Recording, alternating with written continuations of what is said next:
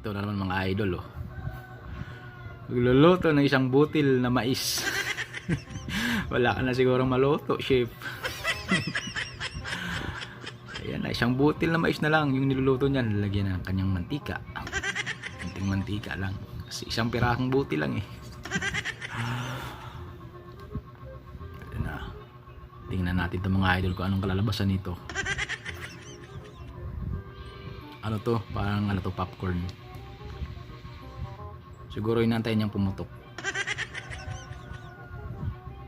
Ayan na, pumutok na.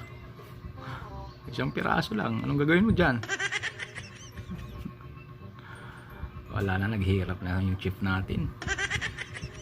Ilalagay niya sa plastic.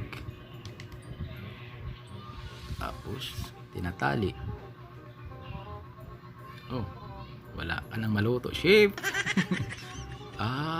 Okay. Meron pa siyang tinutunaw na chocolate. Laki yung chocolate, oh. Tunawin niya yan, tapos ihalo niya yung isang butil niyang mais. Mayroong margarine. Oh, kakaibang style to. Hinahalo yung margarine. Pwede namang ilagay ka diretso. Talagang ginagamitan pa niya ng strainer. Ayun na, tunaw na yung kanyang ulit. Andito na yung imbudo. Tinatakal na, ginagamitan na ng imbudo. Tinatakal mo yan, o baka ibubuso na naman yan. Siguro patigasin niya. Pipreser niya yan. Ito na, naglalagay na ng mantika.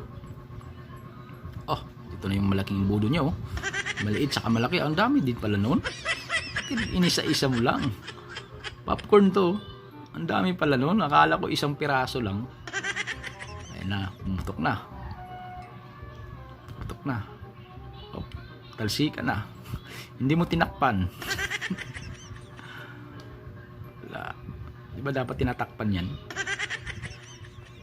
Ito na. Sana yung isang butil mo na ano. Oh. Ibubuhos lang din pala. Talaga pinahirapan mo na yung sarili mo. Ito na yung kanyang isang ano. Anong gagawin dyan? Oh, anong purpose mo noon? Binabalot mo pa ng plastic. Talagang ano mo lang talaga eh. Pinahirapan mo lang talaga yung sarili mo. Lagyan ng chocolate tapos ayan. Pabalutin mo ng papel. Baka i-steamin mo yan. Tingnan natin to. Anong kalalabasan nito?